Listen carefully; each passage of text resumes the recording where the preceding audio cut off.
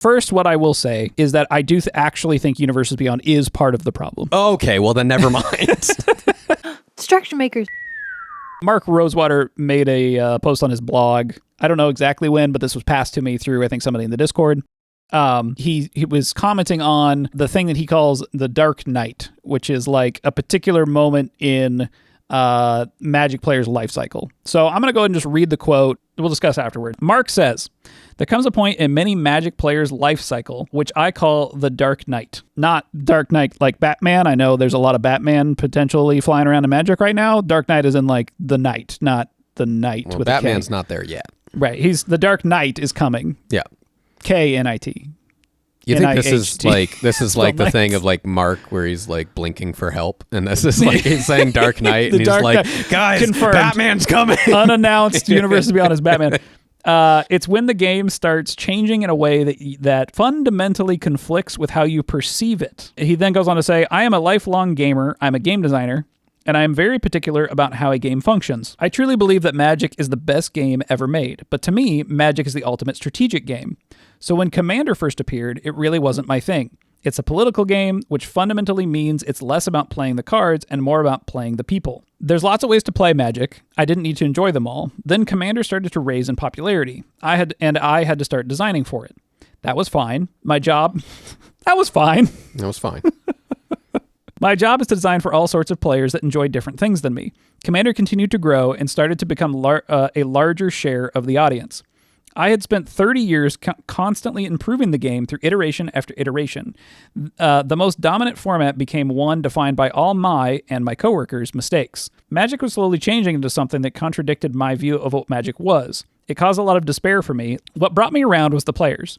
I kept getting posts about players excited by Commander, so I dug in and started to learn more about why Commander was so valuable to them. The very thing I disliked about it was the thing most exciting to them. The fact that the game could focus not on how well you knew the cards, but on how well you could interact with the people was a big draw. There's a real intangible audience that is to you what the Commander players were to me. I had to understand who they were and why Commander was so exciting to them to pull me through my Dark Night. I hope the fans of Universes Beyond can do the same for you. Okay, so I know that was a lot to get through. It does seem like a lot of Magic players currently are going through what Mark has called the Dark Night. Universes Beyond has given that opportunity a multitude of times now with all of those goalpost shifts, right? It could be that like Universes Beyond at all was the line that you drew, and then they crossed that. And then it was Universes Beyond getting a complete set is the line where you draw the line, and then they cross that. And continue and continue and continue until you have a bunch of players that are like, well, I really love this game, but like this Universes Beyond thing was sort of my do not cross line, and they've crossed it multiple times now. The other part of this too is that like, so Mark is describing his Dark Night and basically saying like, yeah, it was Commander for him, but he came around to it because, it's his job. Where with players, like, it's not your job, right? So like, I feel like the more times that Magic puts these Dark Night moments in front of players, the more likely it is that people are going to drop off, right? The more likely it is, and again, it's a binary for players, right? Where you either accept it or you don't. And if you don't accept it at a certain point, you can't keep avoiding it. And I think that's basically the point we are now. I guess I'm curious as to what the previous sort of Dark Knight pinnacle moments are for players, right? Because prior to, I'd say even Commander becoming popularized is not something that maybe turned too many people away. Maybe it started to, and it really started becoming the thing. But I feel like by the time Commander started becoming really the popular format, it was near the time that we were starting to see like Secret Layers and Universe Beyond and stuff. There is an interesting lineup of events here, which I think we'll get into a little bit more later, which is the correlation between kind of the decline of how Magic is.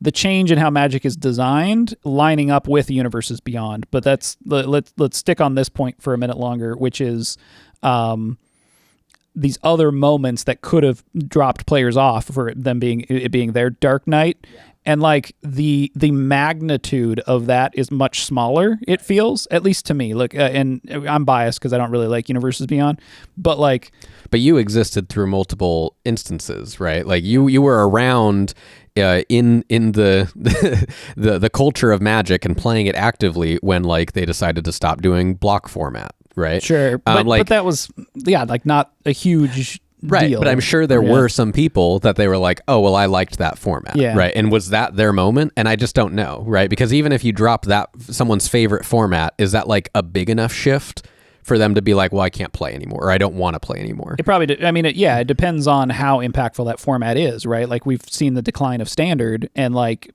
players are dropping off because like what else are they going to play? They could go play Modern, I guess, but like now Modern is sort of getting interfered with these Commander cards and things. I think that like it's interesting, right? So if we look at these moments that I can think of, and for context, I was a competitive Standard player since, I think 2003 up through pretty heavily through probably 2016 or so, and then kind of sporadically after that.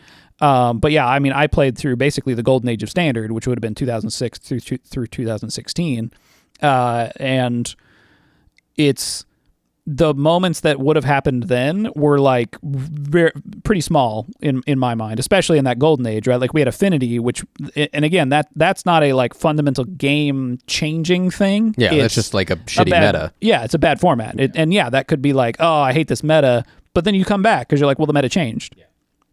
But as Mark said in his post, the format now is defined by all of Magic's mistakes, right? Or at least what they are perceiving as design mistakes. I think players don't necessarily see it that way. They're like, oh, these are cool, powerful, awesome cards that I want to play with. Right. But design, some of them, yeah. Design-wise, they're like, well, the way that we understood how to make the best Magic, those cards don't fit into it. So that's not under their control anymore, right? It's an internal format. All the cards are available. I think with the Commander side of things, though, with Mark, his Dark Knight moment came when he had to start designing for Commander, right? And that's a very clear, precise moment for him where his job changed. Yeah.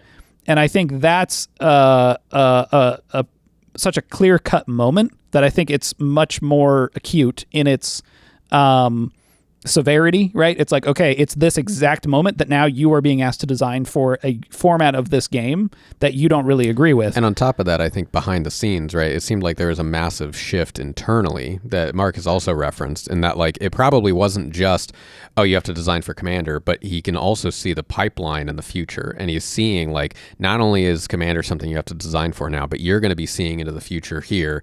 There's Universes Beyond coming up. There's this is where we're taking the game. He could even see the future. He could see years down the road. Whereas players, it's a slow burn, right? Exactly. Where, you're seeing Commander grow, and you're like, okay, that's fine. Okay, maybe I'll play a Commander game with my friends every now and then, even though it's not my favorite. That's fine. Oh, they're doing secret layers now?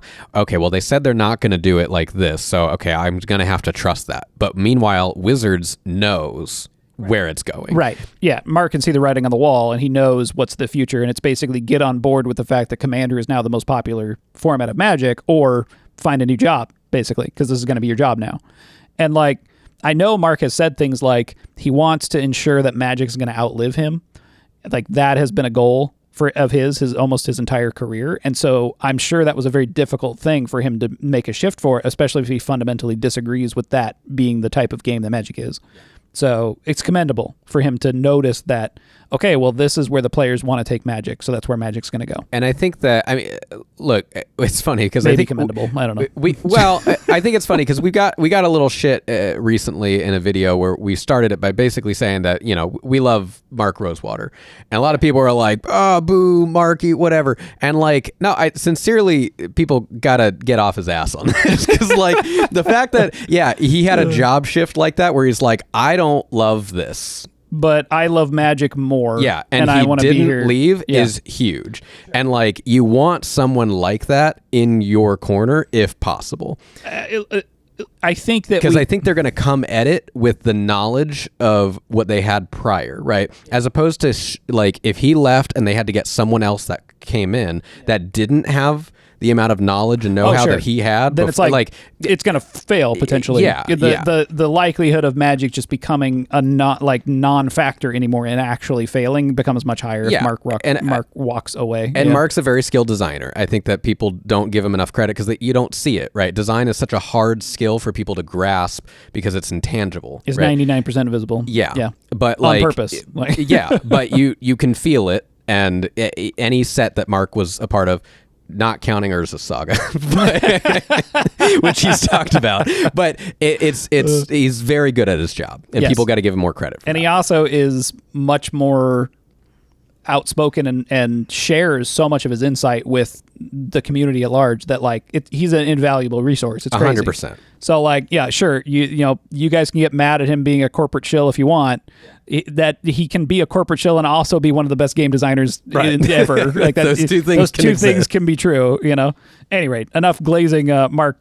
So, okay, so let's come back around to the universes beyond. Is it actually to blame in this situation? Because I do think that there's a lot of different things going on all at once, and universes beyond has become the I guess the most visible thing of change in Magic that players are pointing to as like this is indicative of the problems that are happening with Magic right now. Yeah, I mean, I feel like you should get into this. You had this point, but sure. Yeah, I mean, I feel like you had a pretty good point that showed that it's not just universes beyond. So, first, what I will say is that I do actually think universes beyond is part of the problem. Okay, well then never mind. But what I'll say is that what seems to be going on is that the design quality control, let's say, is much looser for universes beyond sets. In terms of set quality that players have accepted, right? That players have seen as the best set quality. They have been universes beyond sets, the best, like Final Fantasy, right? Best selling Magic set of all time. Lord of the Rings before that. Also, the lowest lows have been universes beyond. Well, now officially, yeah. I think Assassin's Creed was like a silent death. Oh, it was, that it was like kind of came and yeah. went, and people just didn't really talk about it. People have to talk about Spider-Man because I don't think people had as high of hopes with Assassin's Creed, but following Final Fantasy and following Lord of the Rings and Marvel being the IP and the scope that it is, I think a lot of people thought this is going to be huge. So when Spider-Man was the set and it was fairly disappointing to a lot of people, I think that, it was, I don't know, it was not hyped up. I do think, again, coming back to the universes beyond potentially being the problem here, it's at least contributing to the problem, is that the quality control of design seems looser, right? It's that when we look at Spider-Man as a set, I don't think a universes within set would have been planned to be a small set and then be expanded, right? We did get some of this, though, with the big score, right, with Thunder Junction, is that like Thunder Junction was supposed to be set, and then they're going to do a small set with the big score, and that just got put into Thunder Junction, and that was because the Aftermath set did so bad, and those were all in-universe sets. So the in-universe sets pointed to, okay, let's make this change with Spider-Man. However, one of the biggest issues with Spider-Man is also the arena mishap with being able to secure the digital rights to the thing, and that's an entire Universes Beyond only problem, right? But I will also say that it does, for whatever reason, seem like the Universes Beyond sets have a much wider gamut of like design quality, right? Is that, again, we've gotten some of the highest highs with Final Fantasy, and we've gotten some of the lowest lows, especially Final Fantasy Limited. Limited was apparently a lot of fun and well designed. But then we've had these, like literally the lowest low being Spider-Man sent in decades, like the worst set potentially since like the 90s. The other thing I'll say is that, and as we go into 2026 with, what is it? Four of the seven sets coming out next year as being Universes Beyond. I think part of the thing that's so scary, I mean, even for me as a player, going, okay, are these going to be Spider-Mans or are they going to be Final Fantasies?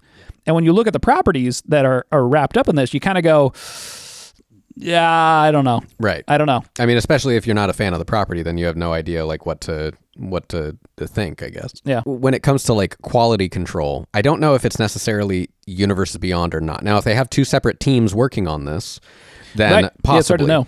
And but now it wouldn't make sense to have two separate teams working on these things, right? Unless there's so many sets that you're going to have all the teams working on Universes Beyond stuff. Yeah, basically. But now with so many sets, they probably do have to have some sort of an A team, B team that are sort of leapfrogging over each other with every set that they design. So they might actually have a Universes Beyond team and then another team, and that's just hopping into the next, franchise or whatever, or they mix it up every set or something. But I feel like it's so I don't know if it's necessarily about like I definitely think it's a quality control thing, but what I'm feeling like is happening with Spider-Man, and I don't know if this happened with Assassin's Creed. I don't know why that flopped, if it was like the IP just didn't resonate.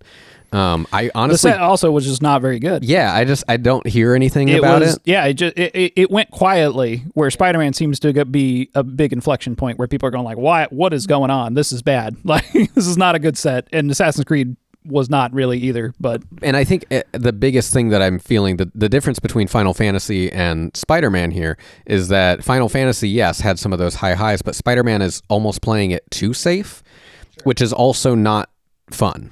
I mean, it's also just like when you look at the IP, it's like it's a bunch of Spider-Mans, right? Like there's so many Spider-Men in the set.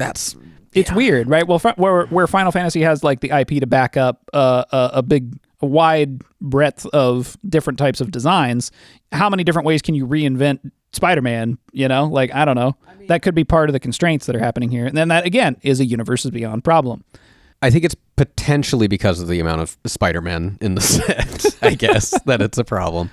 But it wouldn't make sense as to why, like, pretty much every mechanic in that whole set is like a workhorse mechanic, right? Is pretty standard. It's pretty safe. So let's look at the flip side of this problem, which is that we've got Universes Beyond, but there's another force that's being put on the design of Magic now. And it's that you're designing for a non-rotating format that is not, like, it's built on the systems of Magic, but it was not, like, Magic was not initially designed to account for having 4 players at the table that all have 40 life each. And there's a lot of design pressure being put there. And also, we're seeing those card designs creeping into sets that are supposed to be for 20 life 1v1 Magic. Which of those two problems do we see as like the bigger issue, I guess, in terms of its negative impact on the game at large? And I think that this is tough, because I think when a lot of people have talked about the impact of Universe Beyond, a lot of it is about their taste and their preferences, where they're saying like, well, I don't want to play in New York City. You don't want to play with City Pigeon. Right. Or Rent is Due. Or the other Cup one. of Noodles is the Which, like, Final Fantasy one. I think the bigger issue is that the set is like non-functional in a draft environment. There's a bunch of like they wouldn't ever make a set that just had a bunch of like the same type of like legend creature, right? And that's what they've done with all the Spider-Men, right? Because when we look at the through the Omen paths or whatever it is, you can see that like the flavor and mechanics there is a little off too. Like there's a skewing towards certain color pairings because that's what lines up with Spider-Man better than other color pairings, and like you end up with all kinds of just weird problems, I guess. And that's all Universes Beyond. Well, I shouldn't say it's all. The number of legendary creatures is a commander is also influence. a problem. Yeah, which I definitely think that's an issue, and I'm wondering how bad that's going to get moving forward. Because you can't have the not exciting characters in a set. Yeah, it's basically that like every Universes Beyond set is going to be full of legendaries. It's going to have sagas and it's going to have flip cards. And that's what we're seeing so far. Every Universes Beyond set. Yeah, but yeah, I think it's like personally, yeah, I don't like playing real world stuff that's too close to real modern world. Sure. Yeah, I don't like it either. But like that, I think personally is less impactful than whether the set functions or the game is fun. Because Spider-Man could have been the most fun set, and then I think people would have given it some grace with the fact that you play in New York City. Like, I don't think people would have cared if it felt really cool to go and play these cards. Yeah, I agree with that. Yeah, I think that, yeah, if the set was like a really good set and people loved it as much as like the Final Fantasy set and it just happened to be Spider-Man, I don't think that would be nearly as big of a problem. Yeah.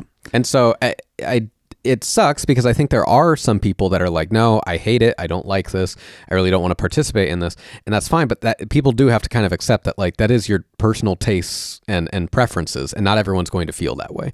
Now, Magic's only going to care if their survey data shows that actually 80% of players feel that way and they stopped playing the game because of that. Right. So not to just pile on the doomerism here. That's what this video is. It's kind of what this video is. So if we're ready to give people another Dark Knight moment, let's talk about how Spider-Man currently is looking.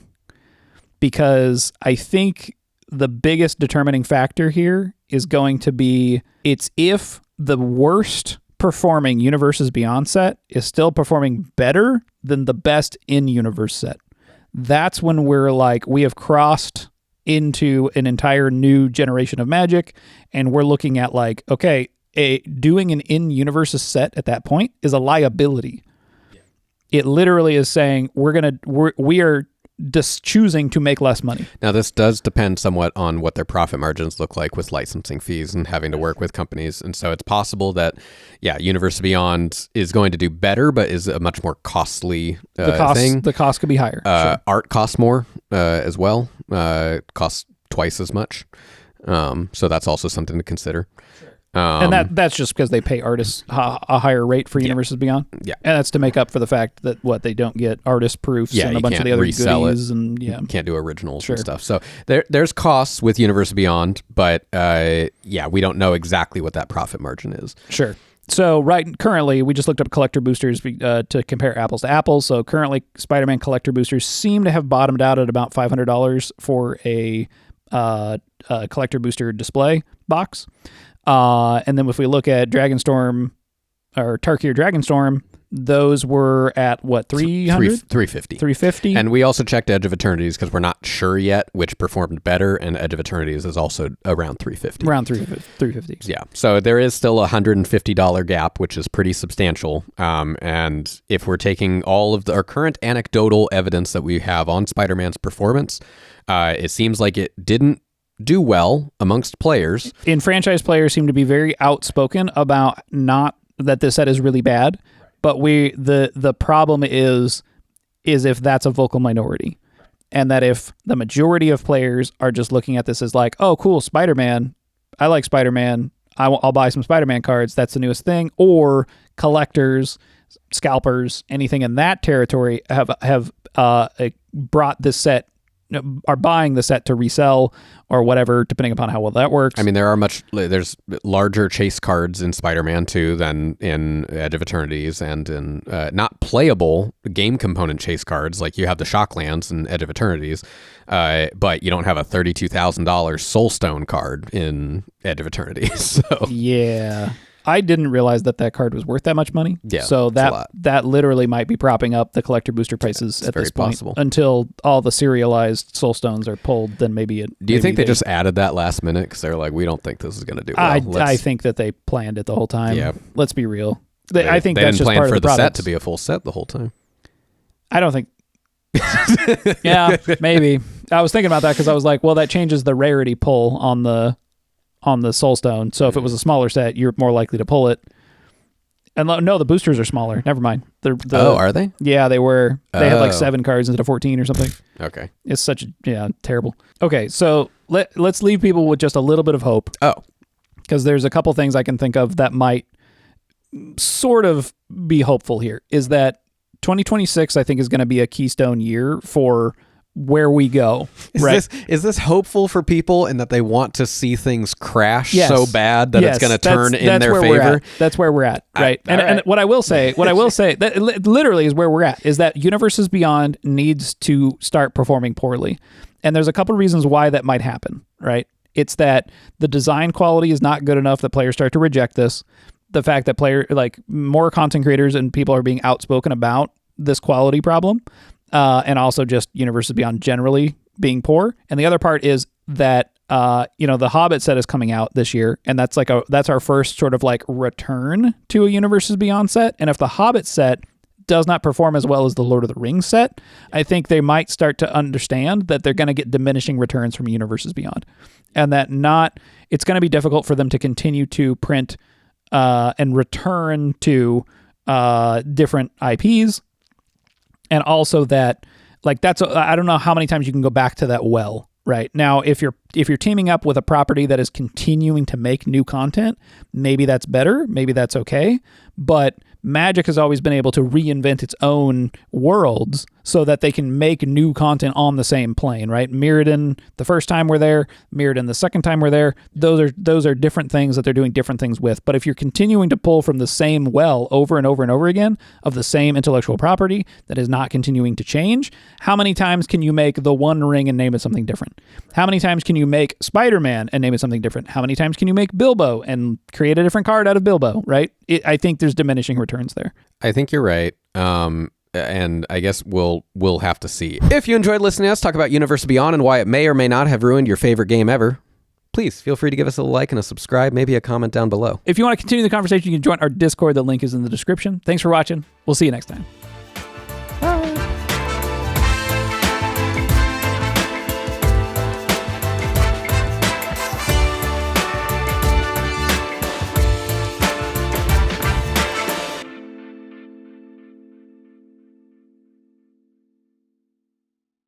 Universe Beyond sucks.